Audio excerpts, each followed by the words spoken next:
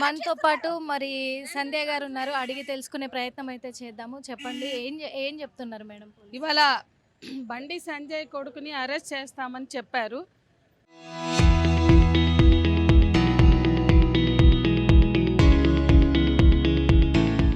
ఇప్పటికే 5 రోజులైంది. 8వ తారీఖు ఎఫ్ఐఆర్ బుక్ అయింది. 8వ తారీఖు ఎఫ్ఐఆర్ అయితే 10వ తారీఖు ఆయన ప్రధానమంత్రి సమక్షంలో, రాష్ట్ర ముఖ్యమంత్రి సమక్షంలో అరెస్ట్ అవుతాడు. ఈ ఈ ఈ పేట్ బషీర్బాద్ పోలీసులు 8వ తారీఖు ఎఫ్ఐఆర్ చేసినప్పుడు అరెస్ట్ చేయవలసినటువంటి బాధ్యత ఉంది. వాళ్ళు ఇమీడియట్గా నీ మీద కేసు ఆగండి. ఎందుకు మేము పోయి మాట్లాడొద్దా? మీరు మీరు ఇమీడియట్గా ఈ పేట్ బషీర్బాగ్ పోలీసులు కనుక ఎఫ్ఐఆర్ అయింది కాబట్టి బండి భగీరథ్కి కాల్ చేసి పిలిచి ఉంటే అతను 10వ తారీఖు అంత ఘనంగా అట్టహాసంగా అక్కడ హాజరయ్యేవాడా? తండ్రి సమక్షంలో, ప్రధానమంత్రి సమక్షంలో, ముఖ్యమంత్రి సమక్షంలో అనేది మేము నిలదీస్తున్నాం. 8వ తారీఖు ప్రశ్నించవలసిన పోలీసులు బండి సంజయ్ కేంద్ర హోంశాఖ సహాయ మంత్రి కాబట్టి మేము ప్రశ్నించామని చెప్పి ఈరోజు పేట్ బషీర్బాగ్ పోలీసులు తమ పని తాము చేయలేదు కాబట్టి, అంటే చట్టం ఉన్న వాళ్ళకి చుట్టం, సామాన్యులకు ఒక తీరుగా, పైసలు ఉన్న వాళ్ళు, రాజకీయ నాయకులు, పరపతి ఉన్న వాళ్ళకి ఒక తీరుగా పనిచేస్తుంది కాబట్టి దానికి నిరసనగా మా ప్రగతిశీల మహిళా సంఘం, పిఓడబ్ల్యూ, పిడిఎస్, ఐఎఫ్టీలకు ఇక్కడ మేము నిరసన వ్యక్తం చేస్తున్నాం. ఈరోజు బండి సంజయ్ కుమారుడు కేంద్ర హోంశాఖ సహాయ మంత్రిగా ఉన్నటువంటి బండి సంజయ్ కుమారుడు బండి భగీరథ్ మీద ఇక్కడ పోక్సో చట్టం 8వ తారీఖునే చట్టం కింద ఎఫ్ఐఆర్ నమోదైంది.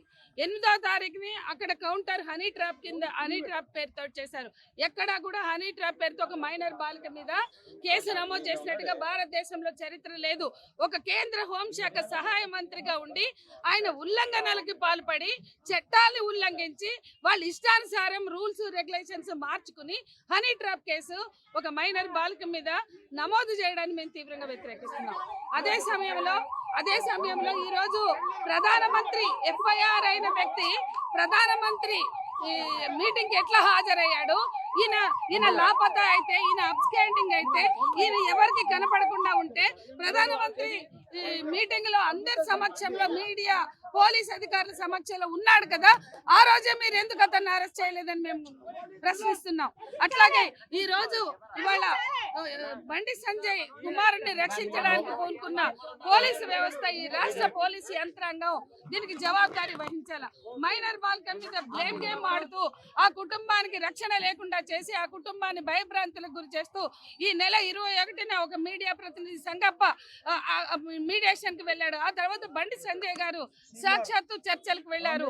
ఇన్ని చర్చలు జరిపినాక బెదిరించి మీ అమ్మాయి మా అబ్బాయితోటే తిరిగిందని ఏంటి నమ్మకం అని ఒక కేంద్ర సహాయ మంత్రి మాట్లాడితే ఒక సామాన్యులకి న్యాయం ఎక్కడి నుంచి జరుగుతుంది?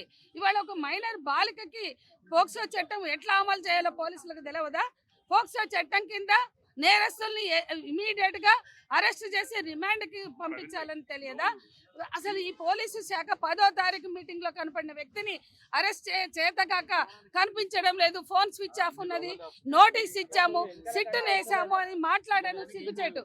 సిట్టును ఎందుకు వేస్తారండి? పేట్ బషీర్బాగ్ పోలీసులు ఎప్పుడు పోక్సో చట్టం అమలు చేయలేదా? ఇంతవరకు పోక్సో చట్టం ఈ పోలీస్ స్టేషన్ లో, ఈ పరిధిలో నమోదు కాలేదా? ఎప్పుడు పోక్సో చట్టం నమోదైతే ఎట్లా చేస్తారో అట్లా చేయవలసింది. సిట్టు పేరుతో కాలయాపన చేసి ఎందుకు అరెస్ట్ చేయలేదు అంటే సిట్టు వేశాము అని చెప్పడం అనేది కూడా సరైనది కాదు. ఇవాళ ఇది మానవ హక్కుల ఉల్లంఘన, మహిళల హక్కుల ఉల్లంఘన, మైనారిటీ బాలిక మీద చేసిన దాడిగా మేము తీవ్రంగా నిరసన వ్యక్తం చేస్తున్నాం.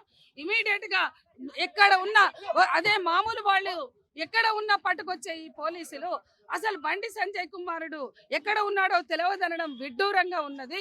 కేవలం అతన్ని రక్షించడానికి కేంద్ర హోంశాఖ సహాయ మంత్రి అయితే వాళ్ళ కొడుకు ఏమైనా చేయగలరా? అమ్మాయిలతో ఆడుకోగలడు, వెంటబడతాడు, వేధిస్తాడు, ప్రేమించమంటాడు. ఆ అమ్మాయి ఇంటర్ చదవడానికి లండన్ వెళ్తుంటే నువ్వు వెళ్ళొద్దు, నువ్వు వెళ్తే నేను అని మాట్లాడతాడు. ఆ అమ్మాయిని నేను ప్రేమిస్తా, మైనారిటీ తీరక పెళ్లి చేసుకుంటా అని చెప్పి ఆ అమ్మాయికి, ఆ పిచ్చి పిల్లకి అది ఫస్ట్ లవ్, అది నిజమని నమ్మింది. జనవరి 7న అతను ఇది బ్రేకప్ అని చెప్పిండు. ఆ తర్వాత ఆ అమ్మాయి తను అటెంప్ట్ చేసింది. అక్కడికి కూడా వాళ్ళు పోలీస్ స్టేషన్కి రాలే. వాళ్ళిద్దరు ఇంటిమేటెడ్ గా ఉన్న పోలీస్ ఫోటోలన్నీ కూడా ఫ్రెండ్స్ అందరికి పంపి బయట సర్క్యులేట్ చేసి ఆ అమ్మాయికి అభద్రత కలిగించారు. ఆ అమ్మాయి జీవితంతో ఆడుకున్నారు కాబట్టి ఈ రోజు వాళ్ళు పోలీసుల దగ్గరకు వచ్చారు న్యాయం. కానీ పోలీసుల దగ్గరికి న్యాయం కోసం వస్తే కనీసం పట్టించుకునే స్థితి లేదు. ఇక్కడ పడిగాపులు పడి గంటలు ఉండి ఆఖరికి ఆత్మసమర్పణ చేసుకుంటా అంటే మాత్రమే ఎఫ్ఐఆర్ చేశారు. మేము ఇవాళ ఒకటే ప్రశ్నిస్తున్నాం. దేశంలో నిర్భయ చట్టం ఉంది. నిర్భయ చట్టం చెప్తుంది పోలీసులైనా, ప్రభుత్వ ఉద్యోగులైనా, పారామిలిటరీ దళాల వల్ల రాజకీయ నాయకులైనా నేరం చేస్తే, లైంగిక నేరాలు చేస్తే సామాన్యుల కన్నా గట్టిగా, స్ట్రింజెంట్ గా, మరింత కఠినంగా వ్యవహరించాలి అని నిర్భయ చట్టం చెప్తుంది. మరి నిర్భయ చట్టం అమలు చేసే పరిస్థితి ఉందా లేదా? 2013లో ఆమోదించుకున్న నిర్భయ చట్టం ఇవాళ ఈ భారతదేశంలో ఒక్కసారి కూడా రివ్యూకి నోచుకొని ఈ నిర్భయ చట్టం అమలుకి ఈ పోలీసులు సిద్ధంగా ఉన్నారా లేదా అని మేము ప్రశ్నిస్తున్నాం. మహిళలకి భద్రతనివ్వనప్పుడు బడాబాబులు, గొప్పవాళ్ళు లేదా పరపతి ఉన్న వాళ్ళు ఏ నేరం చేసినా చెల్లుతుందనే మెసేజ్ ఈ తెలంగాణ రాష్ట్ర ప్రభుత్వం ఇవ్వడం సిగ్గుచేటు. ఇప్పటికే భారతదేశంలో బిల్కిస్ బానో లాంటి బాధితులకి న్యాయం చేయకుండా కోర్టు వేసిన శిక్షను కూడా తగ్గించి నేరస్తులు ఊరేగించిన చరిత్ర బీజేపీకి ఉన్నది. బీజేపీ కార్యాలయంకి తీసుకుపోయారు బిల్కిస్ బానో నేరస్తులు, హంతకులని శిక్షలు తగ్గించి. ఉన్నావులో చూసినా, హత్రాస్లో చూసినా, కతువాలో చూసినా నేరస్తులు పక్షాన నిలబడ్డారు. కానీ తెలంగాణలో ఆ సంస్కృతి లేదనుకున్నాం. కానీ ఇవాళ ఉత్తరాదిన బీజేపీ పాలిత రాష్ట్రాల్లో ఉన్న సంస్కృతి ఇవాళ భారతదేశంలో క్రీడాకారులుగా పథకాలు సాధించినటువంటి అమ్మాయిలని సాక్షి కానీ, పోగట్ కానీ వాళ్ళందరూ కూడా మూకుమ్మడిగా మా మీద వేధింపులకు పాల్పడ్డాడని బ్రిజ్భూషణ్ మీద పోరాటం చేస్తే వాళ్ళ మెడల మీద కాళ్ళు వేసి తొక్కి వాళ్ళని అరెస్ట్ చేశారు. మళ్ళీ బ్రిజ్భూషణ్కి టికెట్ ఇచ్చారు. అంటే నేరస్తులకి వత్తాసు పలుకుతుంది బీజేపీ. అనేక రాష్ట్రాల్లో అదే జరుగుతుంది. ఇవాళ తెలంగాణ కూడా అదే సంస్కృతి తీసుకొచ్చారు. ఇప్పటికైనా ఈ తెలంగాణ ప్రభుత్వం కనీసం భారతదేశంలో బీజేపీకి వ్యతిరేకంగా కాంగ్రెస్ పార్టీ పోరాడుతుంది, రాహుల్ గాంధీ పోరాడుతున్నాడన్న స్పృహ ఉంటే బీజేపీ నా స్నేహితుడు 10వ తారీఖు ప్రకటించాడు, నా స్నేహితుడు బండి సంజయ్ అని ముఖ్యమంత్రి ప్రకటించాడు. నీ స్నేహితుడి కోసం చూసుకుంటావా? లేదా వాళ్ళ కనుసన్నల్లో, బీజేపీ కనుసన్నల్లో రేవంత్ రెడ్డి మాత్రమే కాంగ్రెస్ పార్టీ పోరాడుతుంటే రాష్ట్రంలో వాళ్ళ కనుసన్నల్లో మెలుగుతుంది అని ప్రూవ్ చేసుకోవడానికి మాత్రమే మీరు ఈ రకంగా వ్యవహరిస్తున్నారా? లేకపోతే చట్టాన్ని ఎందుకు అమలు చేయరు? చట్టాన్ని గౌరవించవలసిన బాధ్యత లేదా? నిర్భయ చట్టం, ఫోక్సో చట్టాన్ని అమలు చేయాలా? వెంటనే బండి భగీరథని రిమాండ్కి పంపాలా? ఈ రాష్ట్రంలో ఏ బాధితులకైనా రక్షణ కల్పిస్తాం అనే మెసేజ్ ఇవ్వాలంటే చర్యలు తీసుకోవాలి. లేనట్లయితే మా పోరాటం కొనసాగుతుంది అనేది మేము చెప్పదలుచుకున్నాం. మేడం ఒక విషయం ఒక ఆడపిల్లకి అన్యాయం చేసిండు. ఆడపిల్ల వచ్చి పోలీస్ స్టేషన్కి వచ్చి తల్లిదండ్రులకు వచ్చి మాట్లాడితే వీళ్ళు మాట్లాడనీయకుండా ఆమెను ఎలగొట్టి బాధితులను ఎంత బాధ పెడుతున్నారు. బాధితులనే నేరస్తులను చేస్తున్నారు. నేరం చేసిన వాళ్ళకి వీళ్ళు సపోర్ట్ చేస్తున్నారు. పోలీసు వాళ్ళు రాజకీయ మండలకు ఒక న్యాయం చేస్తున్నారు, మామూలు పబ్లిక్ ఇంకొక అన్యాయం చేస్తున్నారు. వీళ్ళు వాడిని తీసుకొచ్చి లోపడేయచ్చుగా.